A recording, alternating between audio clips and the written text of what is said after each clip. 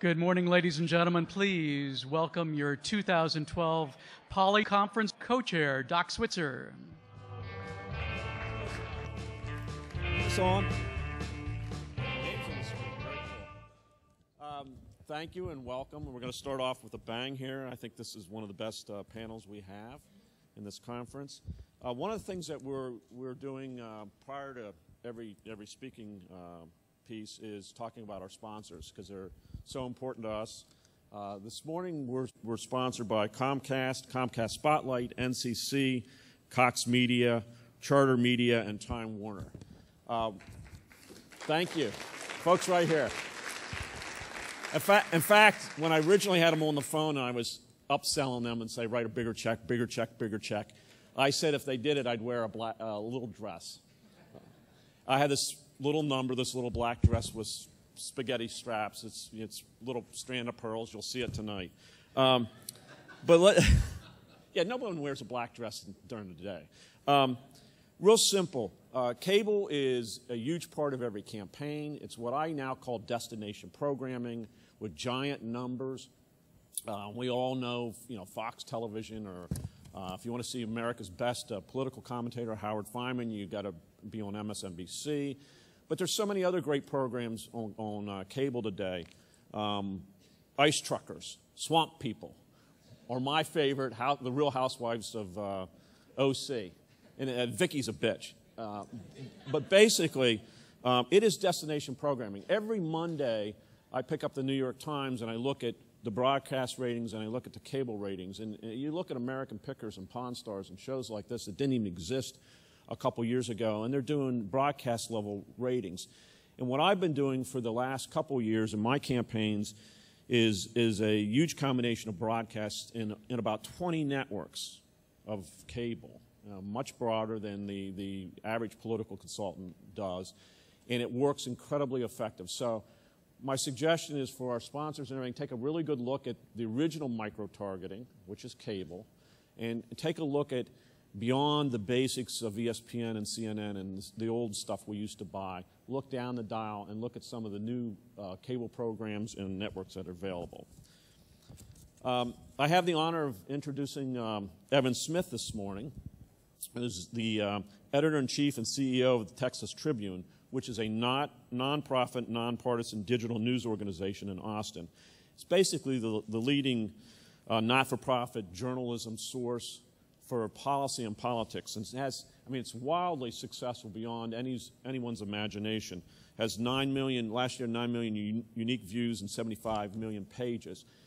When Dale and I came to Austin for a scouting trip, the one thing that we ran into, every place we went, they said, you got to get Evan. You got to get Evan. And we got him. So I'd like to introduce Evan Smith, who's known as the Toastmaster of Austin, for our first panel, and it's going to be a great one. Thank you.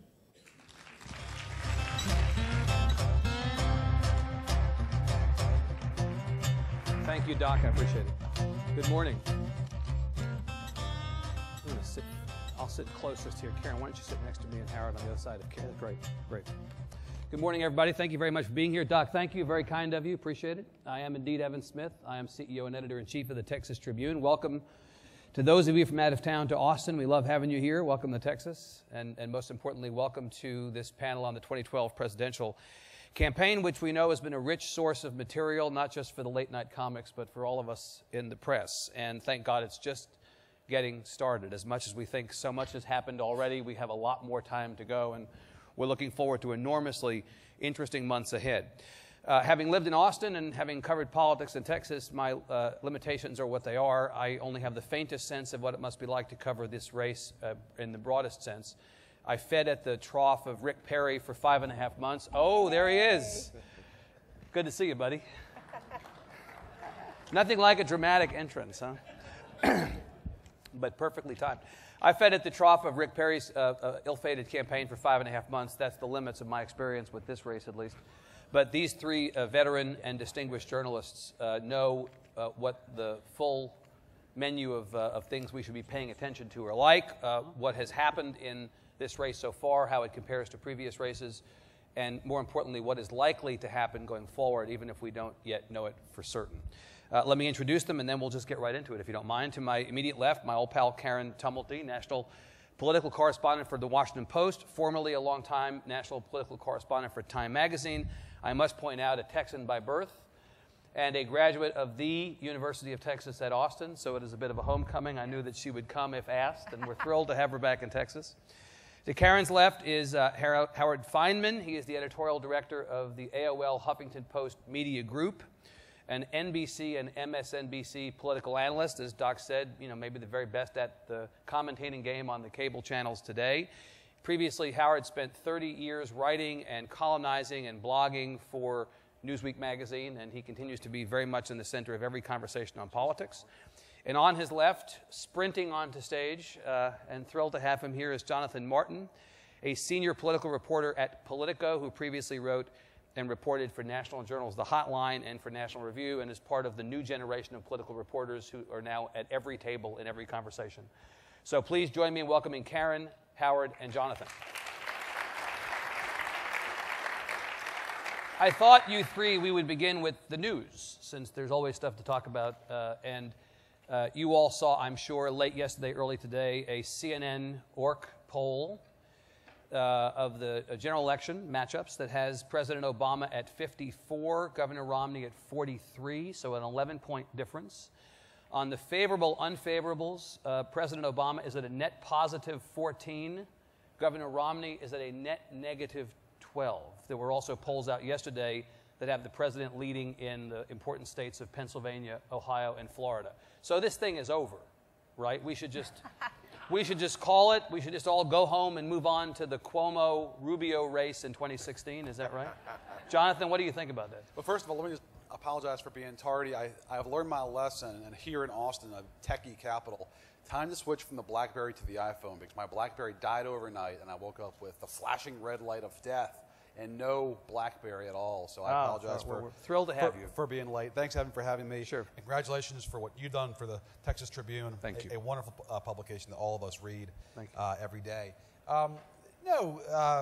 It's going to be a competitive general election this fall. I think everybody in Chicago and Boston would tell you the same thing in the two campaigns. I think President Obama has had a nice resurgence here this spring, and Romney has suffered from a long primary where his faves have taken a hit, both because of the negative attacks on him, but also because of his own negative attacks, and frankly because of his own gaffes, too, over a string of about 3 months here.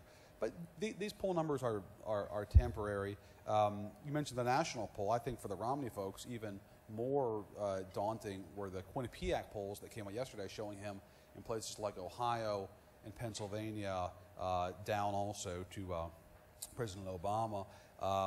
President Obama was under 50 in those states, but still, there's no question that President Obama starts this re-elect with an advantage, and that Governor Romney's got some work to do getting out of this primary, which, by the way, I think is why you see Governor Romney, instead of being in places like Wisconsin, down in Houston today, getting the second iteration of Bush 41's endorsement, Rubio last night, Kevin McCarthy earlier this week. He really wants to get this primary done with and move on to the general election sooner rather than later.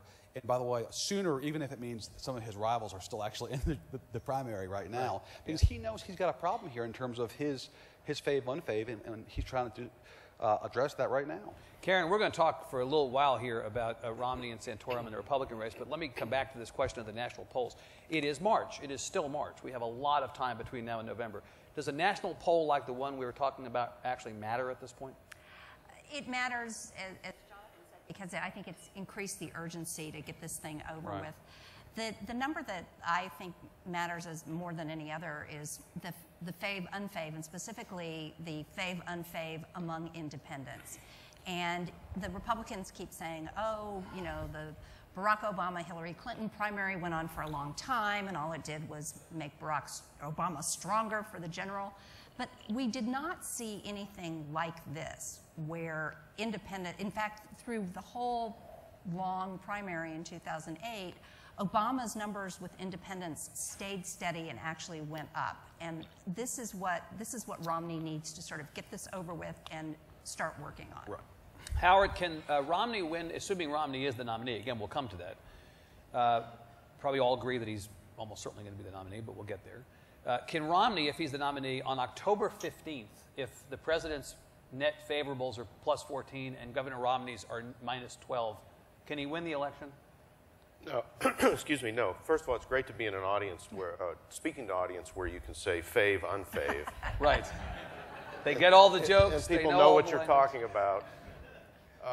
And it is great to be here. It's an honor to be here. And I would second what Jonathan said about what Evan's doing with the Texas Tribune. It's incredibly important. As opposed to those of us who are nonprofit, but not by intention. Yes, right. Unintentionally nonprofit, right, yeah. Yeah.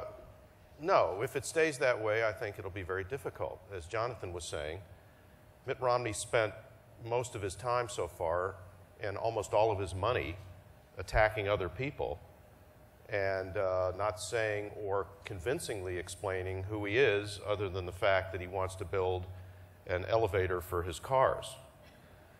And that's a difficult situation to be in, especially at a time when the divisions economically in the country are as great as they are. So Mitt Romney has multiple problems to get over. I know he has people, professionals like you, who are capable of finding whatever is saleable in the Mitt Romney narrative and trying to reach average voters with it. But so far, they haven't really been able to do that. And I would also say that the closer analogy in terms of the Republican primary is not Clinton, Obama, but Carter, Kennedy from 1980. Now, there you had a sitting president. Here you just have a candidate, Mitt Romney. But he's sort of the incumbent in that sense. Yeah. And it's an ideological division here. Yeah. Which 1980 was. And you remember, those of you who are old enough to remember, Ted Kennedy, there was a whole drama at the convention about whether Ted Kennedy was going to shake Jimmy Carter's hand and all this other stuff. He was chasing him around, right? Chasing him around, and you know, and that was the labor movement, which was then the key constituency, in a way still is the key constituency of the Democratic Party, refusing to accept Jimmy Carter. Here you have a situation where the evangelical Christians, Protestants mostly, evangelicals are refusing to accept Mitt Romney. It's a kind of indigestible thing for them. And a part of the diplomacy, Jonathan was talking about the endorsements, part of the diplomacy that Mitt Romney's going to have to go through, very careful, arduous diplomacy in testimony to try to bring those people in. Karen, do you think that for all the problems Howard correctly identifies in Governor Romney's campaign, that ultimately what saves him is that the antipathy to the president is greater than concerns about Governor Romney, and that in the end the party, Humpty Dumpty, comes back together? Well, I don't think they're going to have much of a problem motivating people in the fall, whatever. Once I think the evangelicals get through this little part of it, I think they're going to be plenty motivated for the fall. Yep. But again, you look at independent voters, and the number that matters as well is the Consumer Confidence Index, which is starting to tick up. And that probably matters more than anything else for an incumbent president, not even so much what the unemployment rate is at the moment, but how people feel about the immediate future. Right. So in the end, the economy trumps everything else. I think the economy has been Barack Obama's opponent from the very beginning. Right. And once the brush is cleared away, and there is a clear choice, Yep. A clear, defined choice between 4 more years of Barack Obama's economy Yep. and something else, that's going to be a close race. Right. That actually helps Governor Romney. I think that helps Governor Romney, because even though the trends in the economy are modestly favorable, Right. they're not there yet. And the Obama folks will point this out, too. With every factor going in his direction in 2008, he only won with 53% of the vote. Right. So it was That was not a landslide by modern standards. You know, Right. by Clintonian standards, right? It was by Clintonian standards, it was, but Yeah. still, it's 53%. So, Yeah. And that's with everything going his direction. So it's going to be a competitive race. And what I've been really struck by early on is it does not appear like we're going back to the old Bush-Kerry map where this is all, fought over one county in Ohio.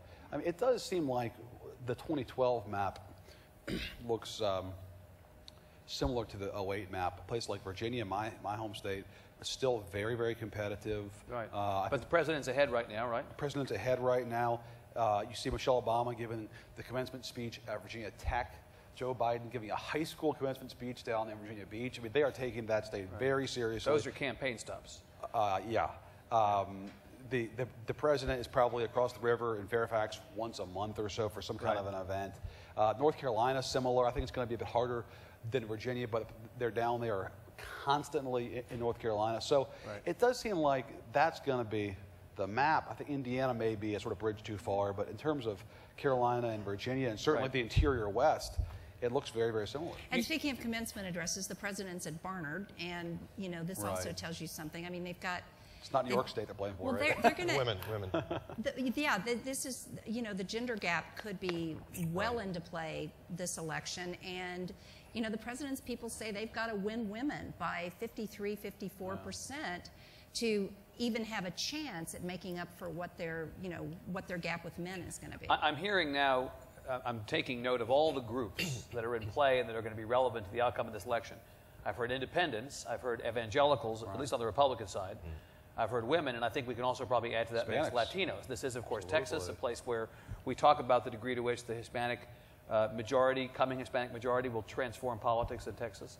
The Hispanics this time, Jonathan, are definitely, as a voting bloc, important to the outcome of this election. Pivotal, and the folks in Chicago are consumed with the Hispanic vote to a point, I think, that with the exception of women, it's almost single-minded. They believe that Governor Romney has gotten himself too far out on the right on this issue of immigration during the primary. He's going to have a very difficult time coming back. Saying things like self-deport, being against the DREAM Act. They really think that they have an opportunity with Hispanics because of where Governor Romney's gotten himself to during the course of the primary. And if you look at the map, it's not just places like, you know, Colorado and New Mexico and Nevada, although those places matter too, but you see growing Hispanic populations on the East Coast in places, again, like Carolina and Virginia too. So I think it's going to be a really interesting constituency in this election. And I think you're going to see pressure on Mitt Romney to pick an Hispanic for his running mate in some quarters of the party, and from some pretty influential quarters of the party. You know, it was a big break for President Obama that Rick Perry got in the race and went to Iowa. Absolutely. Because then Mitt Romney had to attack him from the right. And Mitt Romney attacked furiously on the immigration issue from the right. And that created the record that Jonathan's talking about. Because the fact is, many Hispanics, including many Hispanic activists and consultants, people like the famous or infamous Sergio Bendixen, who many of you may know or know of, we're not all that pleased with the president's record on Hispanic issues, on immigration and so forth. But with what Romney's done in the campaign, it gives them a little more, I think it gives them a little more leverage. And he's right about North Carolina. Let me say one other thing about the evangelicals. I agree with Karen. As soon as you hold up the picture of Barack Obama in the fall, most of them are going to flock to the polls to vote against Barack Obama. But if there's any drop-off at all because of Romney, because of lack of enthusiasm for Romney, or even because of his Mormon faith, which is out there and is going to be an issue in some places, if they don't show up in big numbers in places like North Carolina and Virginia, that's another plus for the president. Right. Those counties and the turnout in those two states is going to be very much influenced by what the evangelicals do. On Romney's Mormon faith, though, it's going to become a different kind of issue, I think, in the general election. Absolutely. Because rather than being the unease being over issues of theology, once again, you're looking at a general electorate audience, and you're going to be hearing, I think, you know, I don't know, sub rosa how explicitly, but, you know, a lot about the Mormon faith's history on women, the Mormon faith's history with African Americans. Absolutely. And so it's going to be interesting to see how Romney sort of, whether he needs to explicitly address this or whether he's going to be able to sort of just say it doesn't matter. It's also going to be interesting to see what independent Democratic groups and operatives do on these questions. Yeah, there's going to be some, I think, some whispering. There was a great piece, and I can't remember where it was, but a prominent Mormon scholar said that there were basically 3 schools in America when it comes to Mormon skepticism. There is the school that Karen mentioned on the right, which is based on theology, which is what do these folks believe, and it's not really what we believe as Christians. There is the school, the secular school, which is looking at these folks from a perspective of their history on race and gender, which is probably the more relevant issue for the general.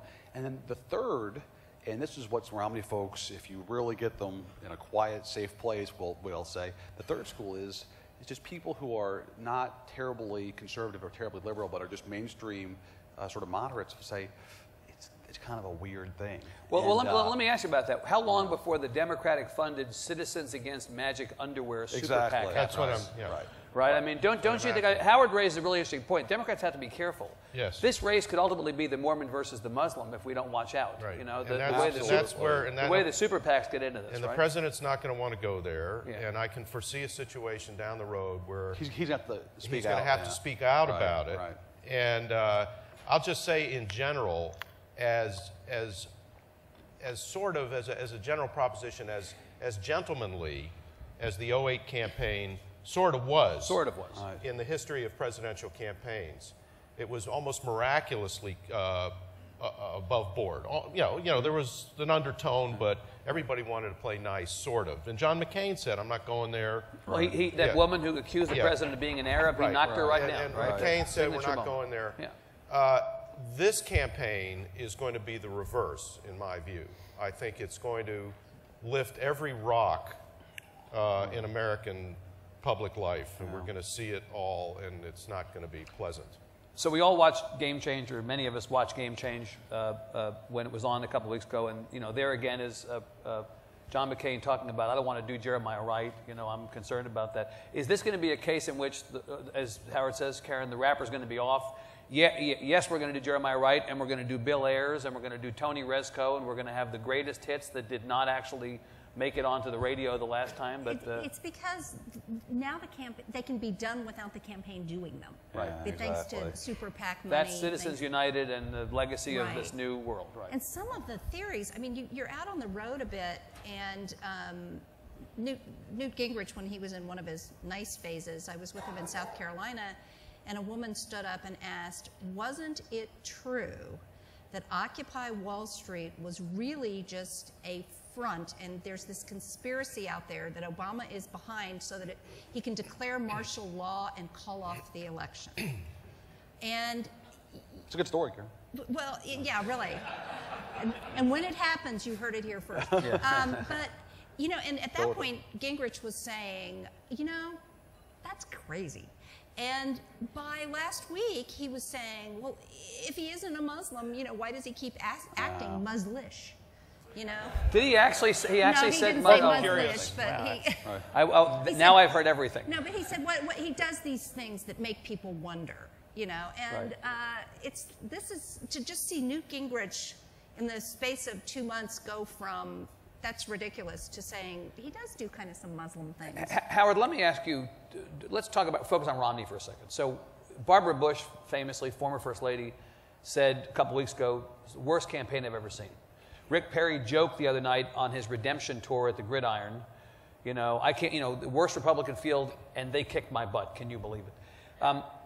The fact that Romney is so weak, having emerged from such a weak field, talk about that and talk about the process that got us here. Have we made too much of the weakness of the Republican field, or is that a legitimate point to be talking about? No. And by the way, I thought Rick Perry's best line at the Gridiron was he noted that he had majored in animal husbandry at Texas A&M, and he said that Rick Santorum thinks animal husbandry is something that happens after gay marriage.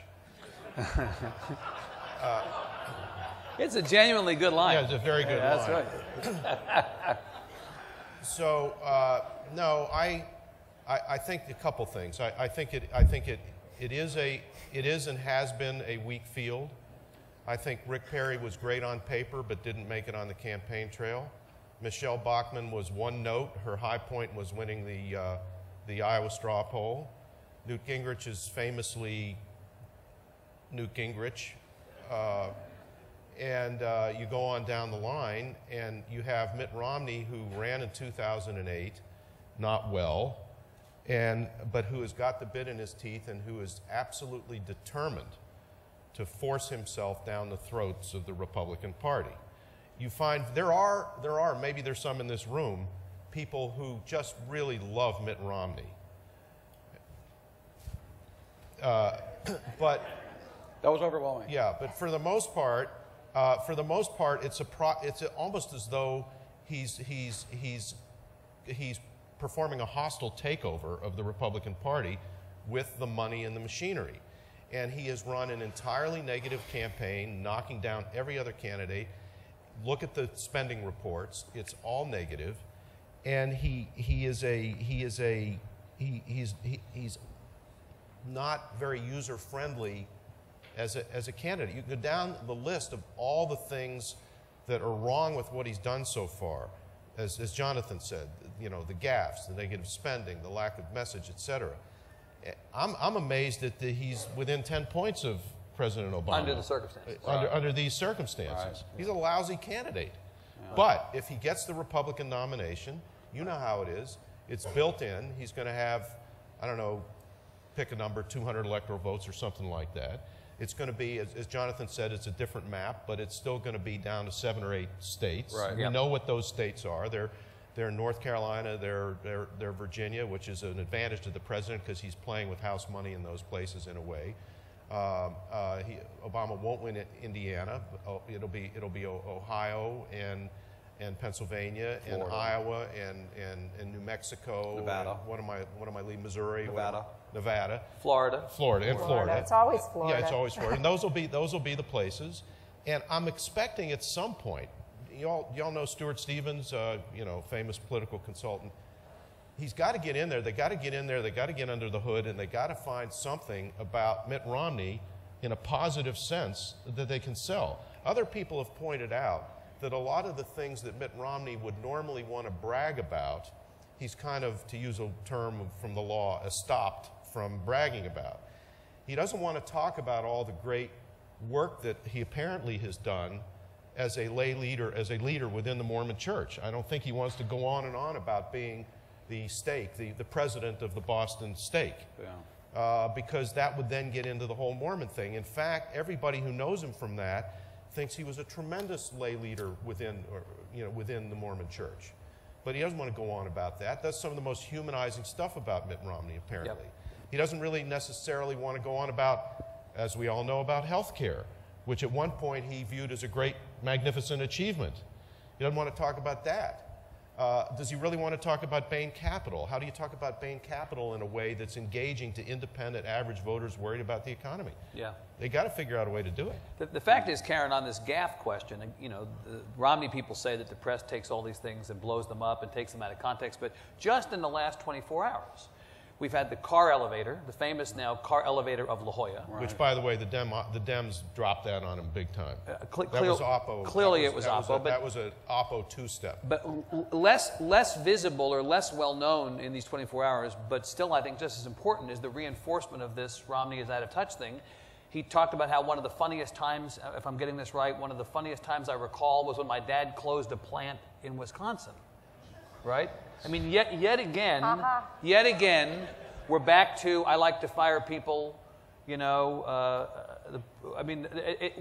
It's almost as if the Romney campaign has to cringe every time he opens his mouth. He's a health risk to himself. Yeah, right, for fear that this is becoming the dominant narrative of the campaign, and the Obama people, on the other hand, have a bib and a knife and a fork, and they're just licking their chops. Yeah, he reminds me actually so much of John Kerry in that regard.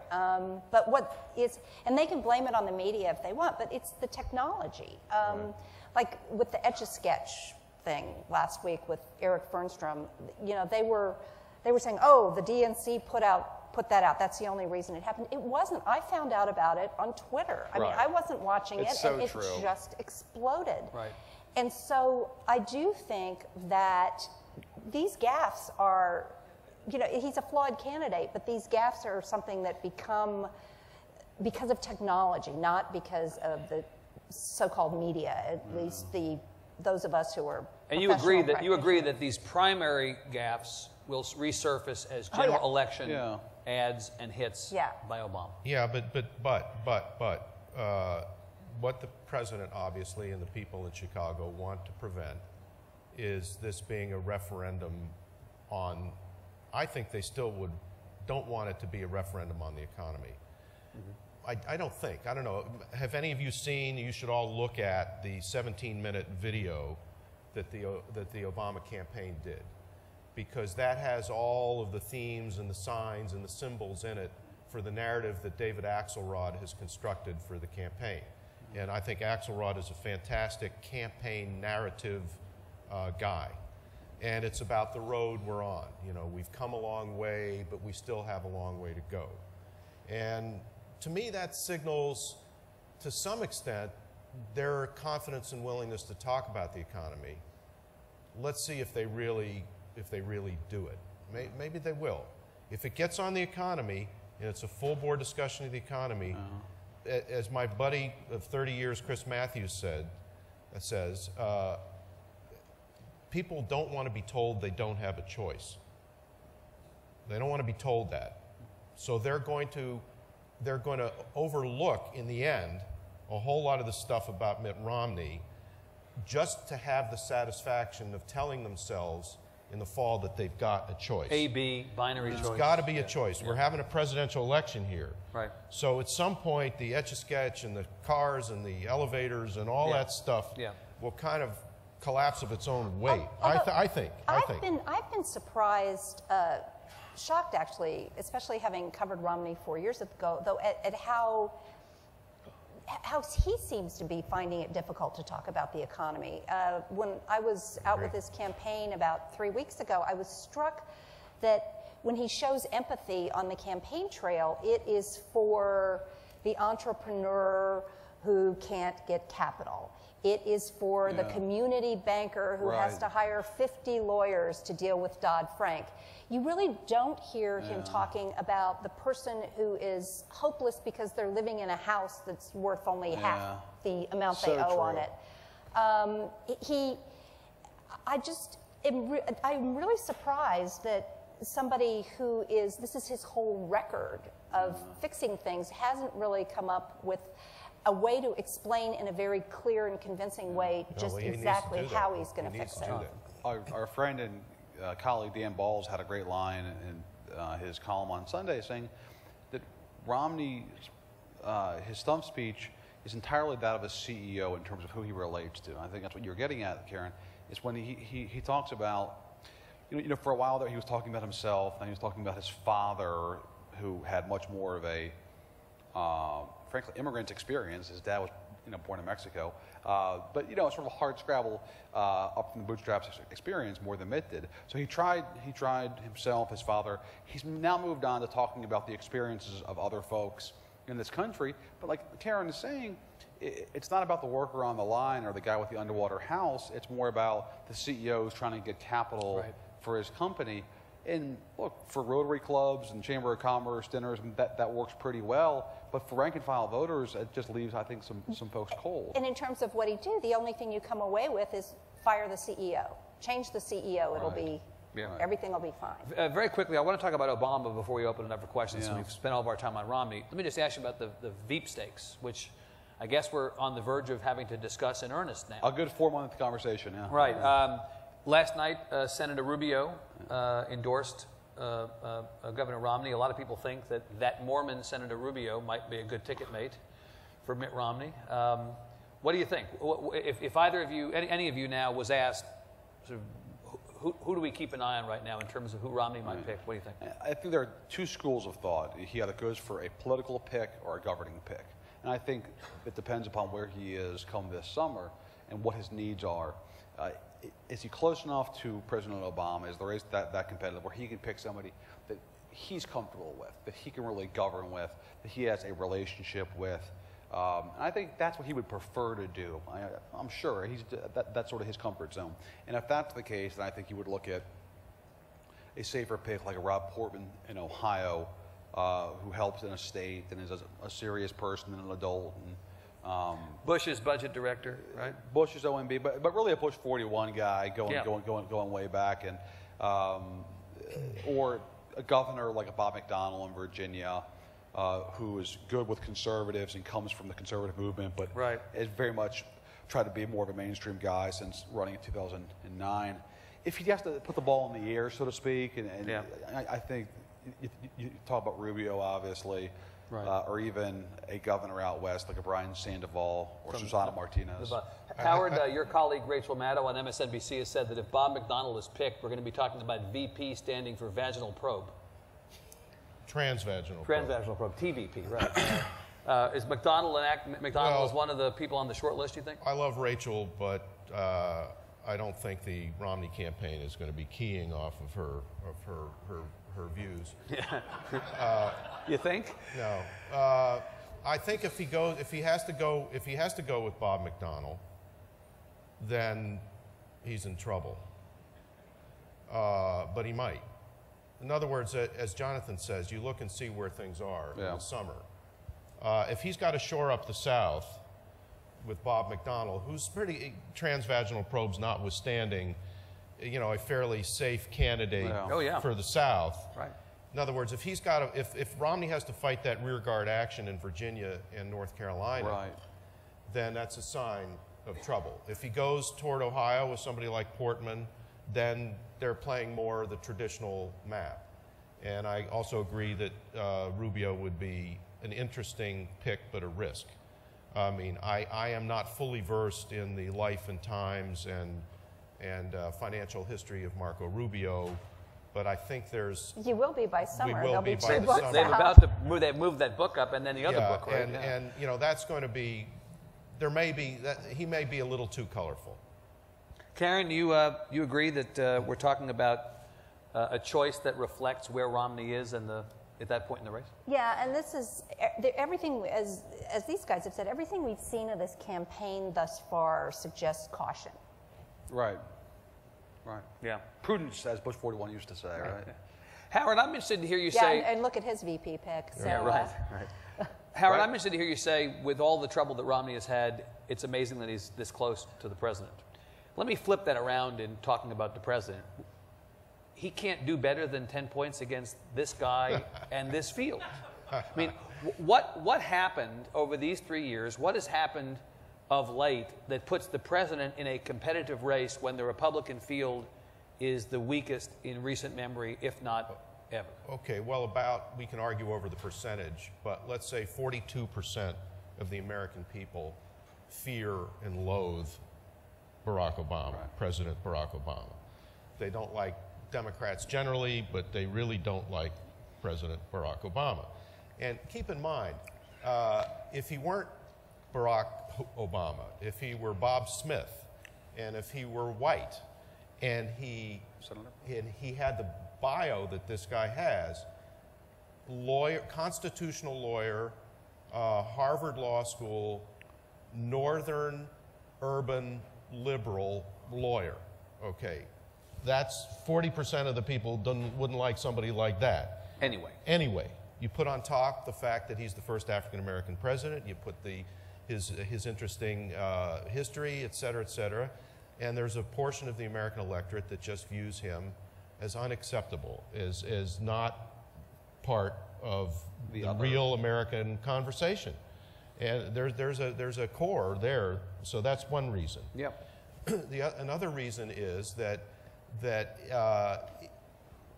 healthcare even though President Obama was trying to use a Republican idea and to seek a middle ground between single-payer national, extending Medicare to everybody, which would be big government with a capital B, and a voucher system or something, a la the Paul Ryan plan, no good deed goes unpunished.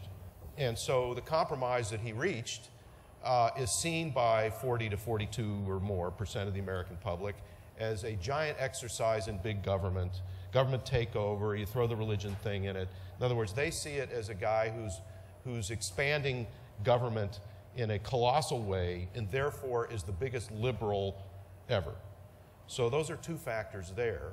And the third factor is the economy, which, while improving, is still not anywhere near there. I think there are 11 or 12 million people underwater on their mortgages, and I think that number's correct. Yeah. And you know, that's a drag. I think the best thing that he's got going for him on the economy is the auto bailout. Politically, I think the auto bailout is which people were skeptical about, is a winner, and that's a big part of that film, by the way. Look at that film. Well, in effect, Jonathan, the Joe Biden distillation of the campaign is GM's alive and Bin Laden's dead. It's very Biden-esque, isn't it? Right. That's that is what he says will literally be the slogan for the fall. As only Joe Biden can sum up. Yeah. The third group that Howard mentioned, I think, is really interesting. That is the folks who aren't the built-in skeptics, but who I think are just concerned that things aren't getting better, and that these are the sort of folks that decide at every election. They're independents. They don't have fixed ideological views. They don't have cultural or racial hang-ups. They just want someone who's going to do well, who's going to be a good steward of the economy, not embarrass the country. Right. And I think a lot of people voted in 2008 for President Obama in that category, who didn't know a lot about him, who didn't have any strong views in terms of single-payer health care versus a voucher. They just thought it's time for a change, and let's give him a chance. And McCain is yesterday, and this guy is tomorrow. And I think retaining those voters is going to be the key to President Obama's chances this fall. Is, you know, can he keep those folks in the middle? 2009, 2010, he lost them. I mean, those were the folks who won en masse to Republicans. Took flight from the Democratic Party. So, I mean, I think those sort of independent suburbanites are going to be really interesting to watch. And by the way, that's why the Obama folks wanted anybody else besides Romney this fall, because they knew that demographic would never go for Santorum or Gingrich, because they just were sort of perceived as too extreme.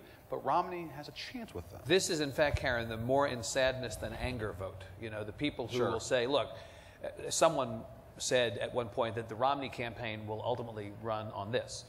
He's a nice guy. He's a historic figure. Nice family. He just wasn't up to the job. Yep. And that's what, by the way, that was the line in the tone that Romney was using last year. Right. Yeah, before he got into hammering everybody else and being Mr. Nasty. In fact, I was a moderator at a debate in October, and that was, I think, that was the entire thing. It was like, nice family, you know, decent person, just in over his head. Right. And so at this point, then it will come down to, again, a series of groups of which we can put the more sadness than anger group on the list. Yeah. And the fact is, the president is not in control of his personal narrative, but he is in control, like it or not, of the economy. And ultimately, as Howard said earlier, you think the economy is, and Karen said, it is the economy that will decide the election. I'm struck by the fact that as good a candidate and as good a campaign as Obama ran in 2008, for the most part, the White House hasn't really been very good at explaining its own story. It's a great point. But they really haven't. But now that they're back in campaign mode, now that they're edging back in campaign mode, and Axelrod is the maestro with the orchestra, again, I tell you, look at that video, because it tells you everything you need to know about how they're going to run the campaign. Okay. I mean, also, between now and November, we will have the thunderclap of the Supreme Court decision on health care. Yeah. And how that is written, and, you know, whether it's 5-4 or 6-3, I think also becomes a huge part of the narrative. Well, let me ask you about that, because there have been those who have said over the last 24 hours, kind of counterintuitively, James Carville, as an example, has said this. The best thing for the Obama administration, if the Obama re-elect, would be for the Supreme Court to get rid of the individual mandate or to void the entire health care law, because they can then run against that big bad Supreme Court. They brought you Citizens United, they overturned your health care, and that would be the best thing for the Obama. First of all, I do not believe that many people care about Citizens United, really. And that's an inside the Beltway conversation. So this room, And to, you know, I also think it's risky, because most people still see the Supreme Court as, you know, a bunch of people in black robes, and they couldn't name two of them. Right. And you know, so I think making the Supreme Court an issue, when FDR did it, he was not running in the kind of polarized country that we have now. I am really skeptical of that strategy. Yeah, I am too. On Hardball the other day, my instant reaction in thinking about what the political fallout from overturning the law would be is that it was bad for the president. And I said that because it was his major affirmative action achievement as president. And that's just my instinct about it. And it's not a popular law, in part because they've done such a terrible job of explaining it. Now, if it's overturned, what I would do if I were in the White House is I would immediately have somebody put up a bill to reinstate the fact that kids can stay on their parents' health insurance, and I would also put in there that people can't be denied coverage because of pre-existing conditions, and I put it up there and dare the Republicans to vote against it. And McCain has already said he'd support the 26-year-old thing. Put the other thing in there, make them vote on it, and then you can run on that. But I agree with Karen, you don't run against the Supreme Court. And that's a eventuality that you go to if you have to, but you don't want to have to go there, right? I mean, you'd rather be able to run on them affirming the law, right? Exactly. Yeah. Look, if it was overturned, it's a rebuke, and a rebuke is a rebuke, and it's not from a collection of partisan hacks. There are some folks who are political activists who may, well, it's Scalia and Thomas and that gang, but the American people, I think, broadly view the Supreme Court as this sort of, you know, these 9 justices in black robes, like you said. Although, Jonathan, that's changing, sadly. I mean, I have a law degree. I never practiced law. I love the majesty of the Supreme Court. The fact is that the polls are showing that people are view of the Supreme Court are beginning to change. No, I agree with that. And they began to change after Bush v. Gore in 2000. It is seen as more of a political And by the way, on both institution. sides, didn't Rick Perry talk in the waning days of his campaign about the unelected Supreme Court? No, conservatives have been, been running against them, but if the Supreme Court rebuked President Obama's signature achievement on the heels of, you know, S&P downgrading the U.S., it's just one more blow to a president to make him appear to look weak, okay? Just from a pure perception standpoint. But if I could real fast talk about something Howard said, that is, it doesn't get enough attention, but I've been struck by just how poor this administration has been in trumpeting their achievements. And it's in such stark contrast to what they did in 2008 on the campaign trail. Healthcare is a great example, but there are a litany of others. There's a great school of thought on the left that's best captured by Jonathan Chait at New York Magazine, but there are others who write about this too, and that is, this administration has done historic big things. And the fact that they can't explain that better, you know, Dodd-Frank, the healthcare bill, killing bin Laden, the fact that they can't sell that to me is just remarkable given the strength of the president as a communicator and the smart folks around him. I mean, why couldn't they have sold healthcare, for example, as, look, you have to get car insurance to drive a car. Because if you don't, then people are going to be paying to subsidize your car. I mean, well, that's how an example. they ever used the word mandate as opposed to personal responsibility, which is how... Look at Romney's rhetoric in 2007 and 2008, how he explained the mandate. Focus group language. It was this. It was no free riders. This is a personal responsibility plan, right? Where, you know, you're going to have to pay for this because otherwise somebody else is going to be footing the bill for you. This is America. You don't just mooch off the other guy. I mean, look at that kind of language. Where was that in the last few years? Yeah. It's really confounding. Well, we're going to have a number of months to chew all this over. We've got about 20 or so minutes to chew over these and other issues with the audience. And I'd like to ask all of you to think about questions you'd like to ask these three. And raise your hand. We'll call on you, and let's get you into the conversation. Well, it's hard to see. It is a little bit hard to see, so we're going to need you to wave your hands pretty big. Microphone in the back. We'll walk over the mic to you. We're prepared to filibuster if you Right. have questions. Surely we have an answer to every question that you can As they say on the floor of the Senate, revise and extend Right, our your remarks. remarks. Sir, On the Veep stakes, what about Mike Huckabee? what about Mike Huckabee is the question on the Veep stakes. Well, I would say, no offense to Mike Huckabee, but if he picks Mike Huckabee, he's in even deeper trouble. That says something about the place he'd be in. Because because you're reaching deeper into the southern vote if he's got to pick Huckabee.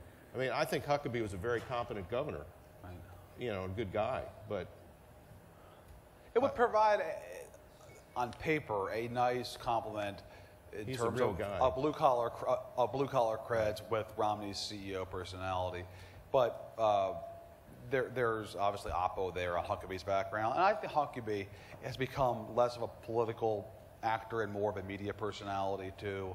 I think he sort of crossed that threshold. Well, he would be the Joe Biden figure, in the sense. What's he going to say next, right? Yeah. Well, not only that, but in terms of knowing real, it would certainly knowing real life, in a way that Romney's been unable to explain. But if the election is going to be fought in places like Fairfax County, Virginia, in the Research Triangle of North Carolina, suburban Denver, Huckabee doesn't help you. You don't want somebody that's going to help you with sort of downscale white voters. Question over there. Yes, please. One of the things that y'all had mentioned about everything going right for President Obama was the fact that he did a really good job with getting his constituency out to vote in 2008, particularly with the early voting. Yep. Do you see that in terms of intensity that lightning can strike twice, since, you know, the people who were most favorably inclined towards the president were also disproportionately hit by unemployment? Well, certainly, you know, they sort of test ran it in the midterm elections. Organizing for America was out there, and it was a disaster. But of course, they didn't have Barack Obama on the ballot. The big issue is whether they are going to be able to motivate young people the way they did before. And I think, you know, that's totally, I don't have any idea what the answer to that is. You wonder if some of these issues like the defunding of Planned Parenthood and women's health issues, contraception and so on, if maybe that's a spur to activism, which in turn is a spur to motivated turnout. I think that definitely is. Yeah. But the kids are, you know, Jonathan's closer to being a kid than any of the rest of us here. But let me opine, since I have kids of my own. They're going to be wound up about things like transvaginal probes and so forth. And they're going to say, we got to reelect President Obama because on the social issue front, the ones who might have supported him 4 years ago. But on the other hand, they don't have a job, and they're living in the basement, and to oversimplify slightly, and things look pretty bleak out there. I mean, the fact that I hate to analogize from pop culture, but the fact that everybody's going to Hunger Games, which is about young people competing to see who gets to live or die in a dystopian future, you know, it's pretty damn depressing. I smell a Huffington Post column coming, actually. Well, it's depressing. And I don't know if all those people, you know, Barack Obama had 18,000 Facebook friends in 2008. Query, or 18 million, I'm sorry, 18 million. If you have that many, are they really your friends? I don't know. Got one over there. Yes, sir. Florida in the general.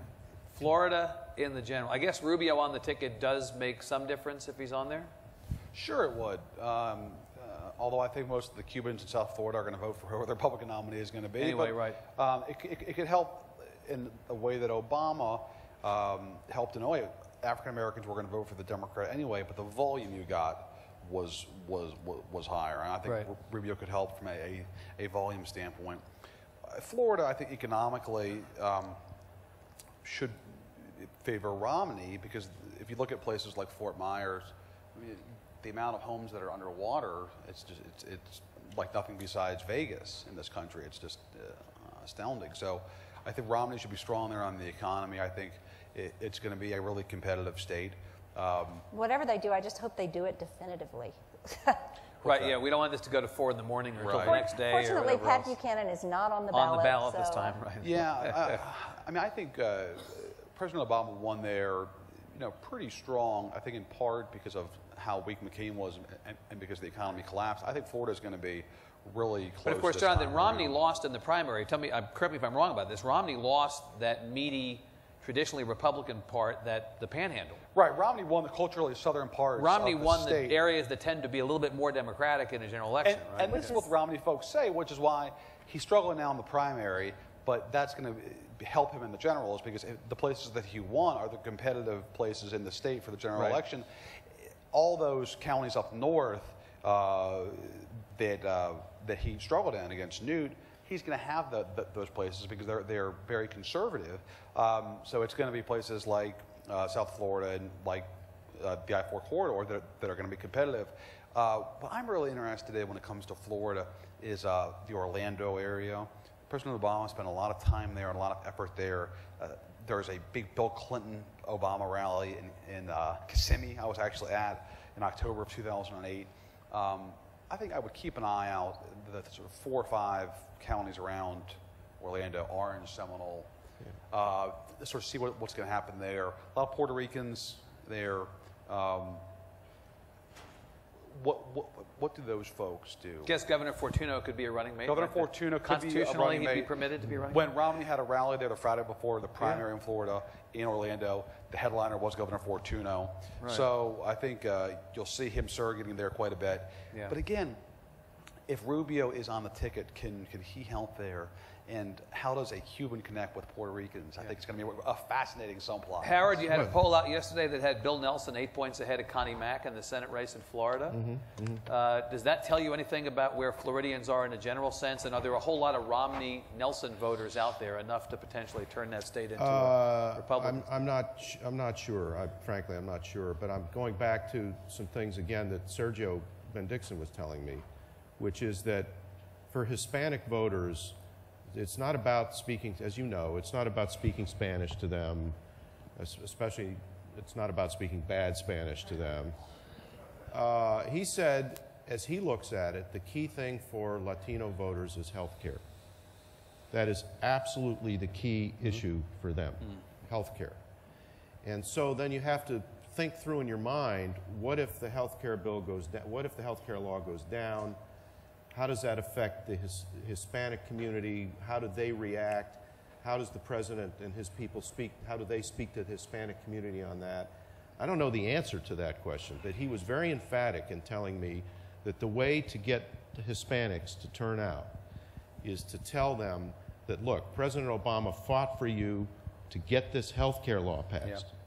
Yeah. And that means more than anything to them. I'm just telling you what he said. Yeah. And so what happens with health care is really going to have a big effect on what happens in Florida and how enthusiastic or not enthusiastic Latino voters are, according to what Sergio said. One over there. Is there any possibility that Biden will be replaced, or is that just a rumor coming out of the State Department? Karen, what do you think about that? I think if he's healthy, he's running. And frankly, as much as some people predicted he would be a gaffe machine himself and that it would be probably, he's actually, the general consensus is he's been a net positive for the president. Yeah. You think? And would be a net positive on the campaign. He's certainly punching both fists this last couple of weeks. I think dumping him would look like such a sign of desperation that it would be a huge net positive. Right. To Howard, you said, a huge net negative. You've said a couple times, if Romney picks so-and-so, that tells you about the sorry state of his campaign. If Obama feels he has to dump Biden, that would say something about where he thinks. Which is why George Herbert Walker Bush didn't dump Dan Quayle. Right. It was because he knew that it was just telegraphing his weakness. Yeah. Okay, a couple more. Sir? Yeah, I'd like you to reflect maybe inward a bit. 3 of the 4 of you represent something that's relatively new in the media. The Washington Post's been around for a while. But have the changes in the media in the last number of years changed the way the campaigns are relating to you, changed the way the campaigns are doing things? It's a great question, Melman. Yeah. It's so great to get a question from Mark Melman. So I've asked him, I don't know how many questions over how many years. To Mark Melman. And I owe you a million answers, my friend. Right. Yeah. Well, let Jonathan and Howard answer. And frankly, I'd like Karen to answer too, because from her perspective as a, was part of the big traditional media. Karen's a good example of this, though, because Karen, who does work for a traditional paper, but has also mastered the Twitters. So. And she was the queen of Swampland when she was at Time Magazine. So Karen has probably So, Jonathan, what about Politico is obviously a big emblem of the change. Karen mentioned something earlier that got me thinking about this, actually, and so I'm glad I have a chance to talk about it now. When the Romney folks are frustrated about our writing about his gaffes, they say, the DNC just finds this stuff and gives it to you guys, and you guys tee it up. And like Romney himself, actually, in a recent interview, was so frustrated when he was asked. He said, I know how it works. The DNC finds this stuff and puts it out there. Guess what? That's not how it works anymore. I mean, we see this stuff organically now because the campaign's happening in real time. The campaign's happening in real time on the internet. It's really happening in real time on Twitter, where all of us sort of live now, there and email.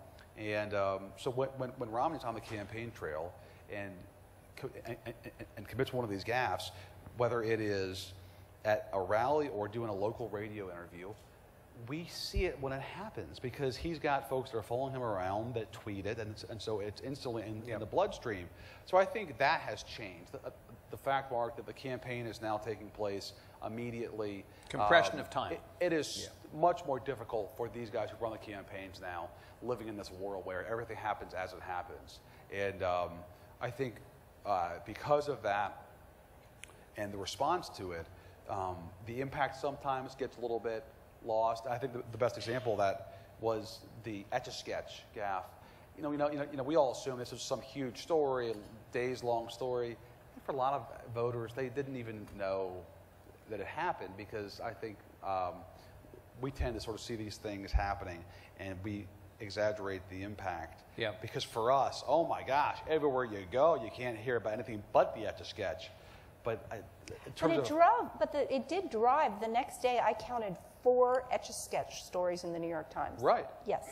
But in terms of the polling, though, it showed how many folks had heard of it. I think most folks hadn't heard of it. But Karen just uttered the magic phrase there, which was that there was a day's worth. That Etch-a-Sketch story had already been chewed up and spit out before the next day's New York Times came out. Right. So that story had already lived its life. Had lived and died. And basically the Times then did it the next day. Now the Times did it online, and they like everybody else. Right. So the speed is one thing. People don't talk on the telephone anymore. You may have noticed. Most stuff is conducted via email or Twitter or whatever, and it moves very, very fast. And more generally speaking, now this is a larger philosophical point here, maybe. It maybe doesn't deserve to be called philosophical, but we're reaching a point where the crowd is our editor. Yeah. And query, can the crowd be our editor? Now, the crowd was always our editor to a point, meaning our readers. That's what tabloid newspapers were. Even the New York Times cared about its headlines, etc. But now, in the world that we live in, that's connected via social media, and it's increasingly mobile and social and viral and pictorial, meaning video. It's going straight into the cortex, and it goes viral in a second. Right. And the whole planet sees it, not just us here. Everybody sees it, and so we're connected to our readers and the people who could, quote, consume the news in a communal way that we never really were before in real time. And you want something like the Etch-a-Sketch story because it has a picture, because it's an image, went like that. And Santorum and Gingrich picked up on had them in their hands instantly. within hours. Instantly. Actual Etch-a-Sketches. Instantly. And it is, but Oppo still has a role. I mean, the elevator story was Oppo. That was Oppo. That was Oppo, and the people in the Politico and BuzzFeed who had the story said so. But think about what we're saying though this morning. I mean, to me, the great paradox of the media culture that we're in is that it turns little things into big things and big things into little things. Right. I mean, we're talking about these little minuscule things that become big sensations, and at the same time, we are saying of both the Romney and the Obama campaigns that they're unable to tell their own large narrative. Right. There's got to be a connection there. You're right. There's sort of like an entropy of interest. It's regressing to a sort of middle point. It's very true. It's very and I true. think there were these stories done during the primary season, or earlier during the primary season. There's something big going on, too, with the nationalization of politics, too, in this country. Especially on the Republican side, the degree to which the primary was played out on Fox. You know, if you are a candidate, why would you spend money and time doing 6 events a day in Iowa if you can reach the same eyeballs by going on Hannity that night? Yeah, it's a really interesting kind. It's like, you know, can the traditional primary caucus survive in Iowa and New Hampshire with voters there getting their information increasingly from national sources? Well, I had a professor at Columbia Journalism School who liked to come up with Delphic utterances, and his most impactful one, at least for me, was "go there." Right. Meaning, get up and go there. Go to Iowa. You know, go sit in a caucus. Right.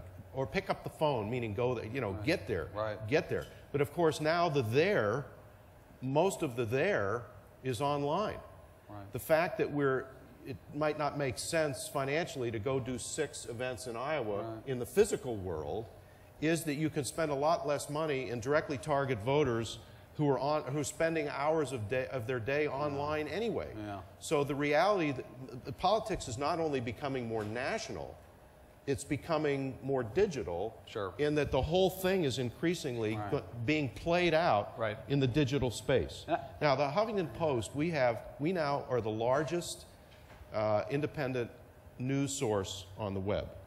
By independent, I mean bigger than anything except CNN.com or MSNBC.com. We have 40 million unique visitors a month. But I would not, and 10 million more a month in the New York Times. But I would not claim, and we do not, have the impact on the conversation that those numbers would indicate. Because people are passing in and out of it constantly, as Karen was saying. The attention span is less. The length, you know, the time that a story lasts is minuscule. What's viral 1 minute disappears the next. And that's the new world that we're living in. I'm going to take one more question because we're actually technically over, but we'll take one more and then call it. Sir. You know, the early Republican primaries haven't seen any great records in turnout, but there has been, particularly on the congressional side with the Republicans, some ups. I mean, you know, Dan Burton retires suddenly, Gene Schmidt gets beat, Manzullo gets beat. Do you see any undercurrent in those defeats within the primary in the Republican Party? You know, Dick Lugar may get beat. I mean, we don't know, but there are some vulnerable folks. There is some change happening, right? Anybody want to take it? I think the what's the takeaway? What's the message? The tide that came in 2010 and swept out people like, you know, Senator Robert Bennett in Utah, I think it is certainly still there, and that is the fact that you've got a Republican Party that is still uneasy with how the last days of the Bush administration went, and very unhappy about this administration, and is to a degree radicalized. And people like Bob Bennett in Utah and Dick Lugar in Indiana are seen as accommodationists. That is something that the grassroots don't tolerate anymore. And also, there is an entire political infrastructure that's now dedicated to primaries that hasn't always been there. Places like the Club for Growth, the Freedom Works, which is the Dick Armey group. I think that has changed also here in recent years. I guess in fairness, Howard, Dick Lugar's problem may be that he's viewed as a tourist now in Indiana, as a non-resident. We live in a hotel in your home state. And he's probably, I think he's gettable. Yeah.